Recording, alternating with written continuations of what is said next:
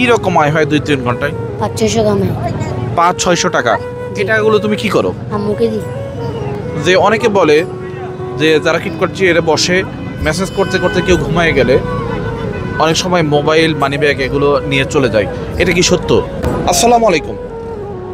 আপনারা যারা কক্সবাজার আসছেন কিটকট চেয়ারে বসছেন তারা একটা অভিজ্ঞতার সম্মুখীন হন যে ছোট ছোট বাচ্চারা এসে আপনাদের বলে যে আপনাদের মেসেজ লাগবে কিনা। আমি এখন বসে আছি রিয়াজের সাথে, রিয়াজ ক্লাস 3-তে পড়ে। ও এই কিটকট চেয়ারে পড়াশোনার পাশাপাশি মেসেজ করে। তার সাথে আমি একটু কথা বলবো এবং জানার চেষ্টা করব সব কিছু। কেমন আছো? ভালো আছি। আসসালামু আলাইকুম। ওয়ালাইকুম সালাম। তোমার নাম কি? আমার নাম হচ্ছে মোহাম্মদ রিয়াজ। তুমি ক্লাস 3-তে পড়ো? জি। স্কুলে যাও এবং এইটাও করো? জি। স্কুলের পাশাপাশি এইটা করো, তোমার পড়াশোনার ক্ষতি হয় না? যে যেমন আমি স্কুলে সকালে যাই আর 6টায় চলে গিয়ে বাসায় পড়ালেখা করি। তার মানে তুমি স্কুল শেষে এখানে আসো এবং কয়টায় আসো এখানে? আসি আমি 8টার পর আসি, 6টায় চলে যাই। কয় ঘন্টা? মানে 2-3 ঘন্টা। জি। কি রকম আয় হয় 2-3 ঘন্টায়? ৫-৬০০ কামাই। ৫-৬০০ টাকা। এই টাকাগুলো তুমি কি করো? আম্মুকে দিই। আম্মুকে দাও। তোমার আব্বু কি করে? আমার আব্বু রাজমিস্ত্রির কাজ করে। রাজমিস্ত্রির কাজ করে। আচ্ছা, এই যে তুমি মেসেজ করো এখানে তোমাদের কেউ ডিস্টার্ব করে কোনো সমস্যা হয়? না, কোনো সমস্যা হয় না, সমস্যা হয় না। সবাই হেল্পফুল। জি।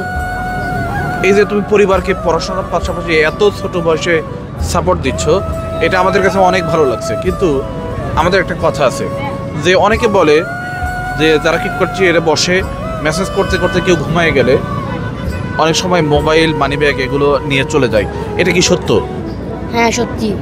এই যে যেমন ওরা রাত্রে করে মেসেজ করে চলে যায় আর মানিব্যাগ নিয়ে চলে যায়।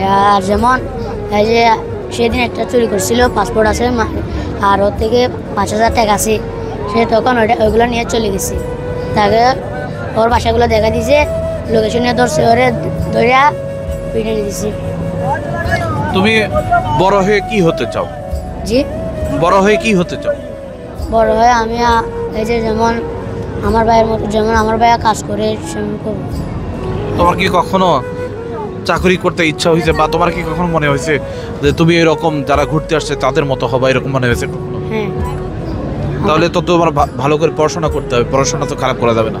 না, আমি ভালো করে পড়ি। তাহলে এইটার পাশাপাশি এইটা যেন তুমি পড়ালেখার পাশাপাশি এগুলো তোমার পড়াশোনা যেন ক্ষতি না হয়, এটা তুমি খেয়াল রাখবে। হ্যাঁ, জি।